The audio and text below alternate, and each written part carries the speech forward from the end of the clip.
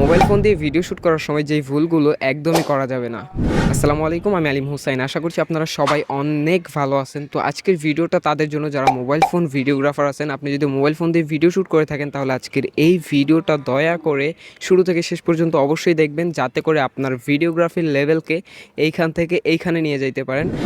আমি আশা করি আজকের এই ভিডিওটি দেখার পর থেকে আপনিও আপনার ভিডিওগ্রাফি লেভেলকে এইখান থেকে এইখানে নিয়ে যাইতে পারবেন। আজকের এই ভিডিওটিতে আমি আপনাদেরকে বলবো, ভিডিও শ্যুট করার সময়, স্পেশালি মোবাইল ফোন দিয়ে ভিডিও শ্যুট করার সময় যেই বড় 5টা ভুল এবং মারাত্মক 5টা ভুল আমরা সবাই করে থাকি, যেই ভুলগুলোর কারণে আমাদের কোয়ালিটি একদম কমে যায়। আমরা যত দামি ডিভাইস দিয়েই ভিডিও করি না কেন, আমাদের কোয়ালিটি আগের মতোই লো থেকে যায়।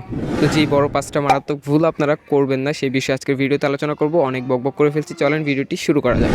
তো আজকের এই ভিডিওতে যেই 5টা ভুল সম্পর্কে আলোচনা করব, তার মধ্যে 1 নাম্বার যেই ভুলটা আমরা সবাই বেশি করি, সেটা হচ্ছে আমরা মোবাইল ফোনটাকে পকেট থেকে বের করে সোজা ভিডিও শ্যুট করা শুরু করে দেই। কোনো কিছু দেখি না, কোনো দিকে তাকাইও না। একটা জিনিস দেখেন, আমরা মোবাইলটাকে পকেটে রাখি, হাত দিয়ে ব্যবহার করি, আমাদের হাতের যেই ফিঙ্গারপ্রিন্টগুলো আছে অথবা ধুলাবালি, ময়লা আবর্জনা, এগুলো কিন্তু আমাদের লেন্সের মধ্যে গিয়ে লেন্সটাকে ঘোলা করে দেয়। যার পরে আপনি যদি এই অবস্থাতেই ভিডিও শ্যুট করেন, তখন কিন্তু আপনার কোয়ালিটিটা অনেক খারাপ আসবে। আপনার ক্যামেরা হয়তো বা ভালো, অনেক ভালো হায়ার রেজুলেশনে শ্যুট করতে পারে, 4K-তে শ্যুট করতে পারে, কিন্তু আপনার ক্যামেরার ওপরে যদি ঘোলা হয়ে থাকে তাহলে তো কোয়ালিটি ভালো আসবে না, সে ঘোলাই রেকর্ড করবে। তো এই ভুলটা আমার জানা মতো আমিও একসময় করছি, আমার জানা মতো অনেকে এই ভুলটা করেন। তাই বললাম, আপনারা এখন থেকে এই ভুলটা একদমই করবেন না। ভিডিও শ্যুট করার আগে অবশ্যই সুন্দর করে আপনার লেন্সটাকে পরিষ্কার করে দেন আপনি ভিডিওগুলো শ্যুট করবেন। তো এরপরে 2 নম্বরে যেই ভুলটা আমরা করি, এটাও অনেকেই করি, আমিও এক সময় করতাম। তো যখন আমি শুরুর দিকে ভিডিও শ্যুট করতাম তখনও কিন্তু আমি এই ভুলটা করছি, যেটা হলো ফ্রন্ট ক্যামেরা দিয়ে ভিডিও শ্যুট করা। আমিও প্রথম যখন ভিডিও শ্যুট করছি, আমি সামনের ক্যামেরা দিয়ে ভিডিও শ্যুট করছি, কারণ আমি দেখে নিজের চেহারা দেখে দেন ভিডিও শ্যুট করতাম, একটু মজা লাগতো আর কি। কিন্তু এই মজার কারণে আপনার কোয়ালিটিটা কিন্তু অনেক কমে যাইতেছে। ফ্রন্ট ক্যামেরা দিয়ে ভিডিও শ্যুট করার 2টা সমস্যা আছে। 1 নাম্বার হচ্ছে আপনার ভিডিওটাকে সে কিন্তু উল্টায় দেয়, আপনার ডান হাত বাম হাতের জায়গায়, বাম হাত ডান হাতের জায়গায় চলে আসে। যেমন আমরা দেখি সেলফি তুললে আমাদের ছবিটা কিন্তু ঘুরে যায়, তো ওই রকম ভিডিওর ক্ষেত্রেও কিন্তু উল্টো সে ক্যাপচার করে। তাই এটা হচ্ছে 1 নাম্বার। আর 2 নাম্বার হচ্ছে আপনার কোয়ালিটি। আপনার সামনের ক্যামেরা থেকে পিছনের ক্যামেরা অনেক বেটার কোয়ালিটিতে ভিডিও দিতে পারে। তাই এখন থেকে এই কাজটাও করবেন না, আপনারা চেষ্টা করবেন সব সময় রেয়ার ক্যামেরা দিয়ে ভিডিও শ্যুট করার, সেক্ষেত্রে অনেক ভালো আউটপুট পাবেন। তো 3 নাম্বার আপনারা যে ভুলটা করেন, এমনকি এই ভুলটা আমিও এক সময় করছি, অনেক করছি। দেখেন, আমাদের মোবাইলে কিন্তু এখন 3টা 4টা 5টা করে ক্যামেরা দিতেছে, অনেকগুলো ক্যামেরা থাকে।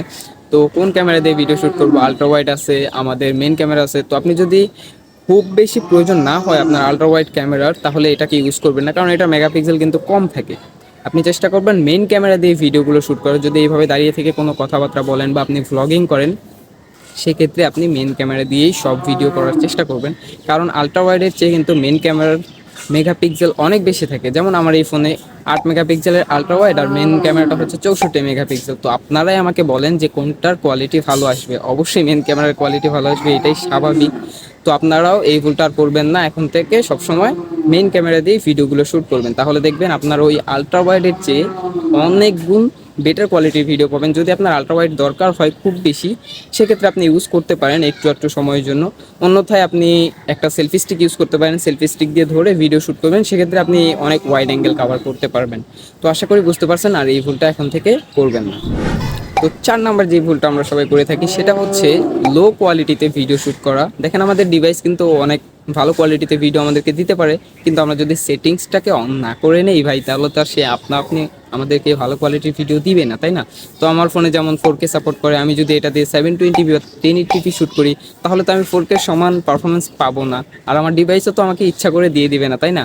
তো আমরা এই জিনিসটা অনেকেই খেয়াল করি না, সেটা হচ্ছে আমরা জাস্ট ফোনটা বের করেই ভিডিও শ্যুট করা শুরু করে দিই। আপনারা অবশ্যই যে রেজুলেশনটা আছে সেটাকে বাড়াইবেন, হাইয়েস্ট রেজুলেশনে সব সময় শ্যুট করার চেষ্টা করবেন। হাইয়েস্ট রেজুলেশনে শ্যুট করার অনেক ফায়দা আছে, আপনি পরবর্তীতে জুম করে সেই ফুটেজটাকে ব্যবহার করতে পারবেন। হালকা পাতলা যদি সেই কি হয়, স্ট্যাবল করে ব্যবহার করতে পারবেন। আর ভিডিও কিভাবে শ্যুট করবেন এই বিষয়ে কিন্তু আমার অনেকগুলো ভিডিও আছে, আমি ডেসক্রিপশন বক্সে লিঙ্ক দিয়ে দিব, আপনারা চেক করতে পারেন। আর এখন থেকে আপনি শ্যুট করার সময় অবশ্যই আপনার ফোনে যতটুকু হাইয়েস্ট রেজুলেশন সাপোর্ট করে সেই রেজুলেশনেই শ্যুট করার চেষ্টা করবেন, তাহলে অনেক ভালো কোয়ালিটিফুল ভিডিও পাবেন। তো 5 নম্বরে যেই ভুলটা আমরা করি সেটা হচ্ছে লো লাইটিং কন্ডিশনে ভিডিওগুলো শ্যুট করি। তো লো লাইটিং কন্ডিশনে কিন্তু মোবাইল ফোনের ক্যামেরা খুব ভালো পারফরমেন্স করতে পারে না, এটা আপনারা সবাই জানেন। কারণ আমাদের মোবাইলের সেন্সরগুলো কিন্তু অনেক ছোট হয়ে থাকে, ক্যামেরার সেন্সর অনেক বড়, সেক্ষেত্রে ক্যামেরা কিন্তু লো লাইটেও ভালো পারফরমেন্স করে। এখনকার অনেক ফোনেও লো লাইটিং কন্ডিশনে ভালো পারফরমেন্স করে, কিন্তু আপনি ডে লাইটে একদম প্রপার এরকম দিনের বেলায় সন্ধ্যাবেলার টাইমটাকে অ্যাভয়েড করেন। এরকম যদি ভিডিও করেন দাঁড়িয়ে থেকে, তাহলে অবশ্যই দিনের বেলার যে টাইমটা আছে সারাদিন আপনি শ্যুট করতে পারেন, কোনো সমস্যা নেই। সকালে এমনকি আসরের টাইমটাতে আপনি শ্যুট করতে পারেন, এবং দুপুরের একদম হার্ড লাইটটাকে জাস্ট অ্যাভয়েড করবেন, তাহলেই হয়ে যাবে। প্রপার লাইট যেখানে পড়বে সেখানে দাঁড়ায় ভিডিও শ্যুট করবেন, তাহলে আপনার কোয়ালিটি অনেক ভালো আসবে। কারণ মোবাইলের ক্যামেরা যত বেশি লাইট পাবে তত বেশি সে আপনাকে কোয়ালিটি দিতে পারবে। লো লাইটে কিন্তু মোবাইলের ক্যামেরা একদম বাজে একটা পারফরমেন্স দিবে আপনাকে।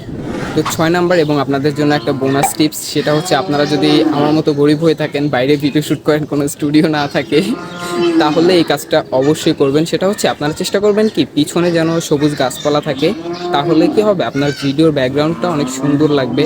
বাইরে যদি আপনি শ্যুট করেন আউটডোরে, আর যদি আপনার কাছে স্টুডিও থাকে তাহলে অবশ্যই রুমের মধ্যে করতে পারেন। আমার কাছে নাই, তাই আমি বাইরে শ্যুট করি। তো আমার মতো অনেকেই আছেন বিগিনার যারা বাইরে থেকেই ভিডিও শ্যুট করা শুরু করেন, অথবা বাইরেই শ্যুট করতে পছন্দ করেন। তো আপনি চেষ্টা করবেন এমন কোনো স্থানে ভিডিও করার, আপনি এই পিছনে দেয়াল টেয়াল এইসব জায়গা বাদ দিয়ে পিছনে যাতে গাছপালা থাকে, সবুজ কিছু থাকে, একটু মুভমেন্ট হয়, নড়াচড়া করে, এগুলো দেখতে অনেক বেশি সিনেমেটিক লাগে এবং আমাদের চোখেও সুন্দর লাগে। তো এই বোনাস টিপসটা কেমন লাগছে অবশ্যই বলবেন, আর আজকের ভিডিওটা কেমন লাগছে সেটাও বলবেন। আশা করি এই ভিডিওটা দেখার পর থেকে যারা ভিডিও মোবাইল ফোন দিয়ে শ্যুট করবেন এই ভুলগুলো আর করবেন না। আর যদি কোথাও বুঝতে অসুবিধা হয় অবশ্যই কমেন্ট বক্সে কমেন্ট করেন, আর আমি চেষ্টা করবো আপনার রিপ্লাই দেওয়ার। দেখা হবে নেক্সট ভিডিওতে, ততদিন পর্যন্ত ভালো থাকুন, সুস্থ থাকুন, আল্লাহ হাফেজ।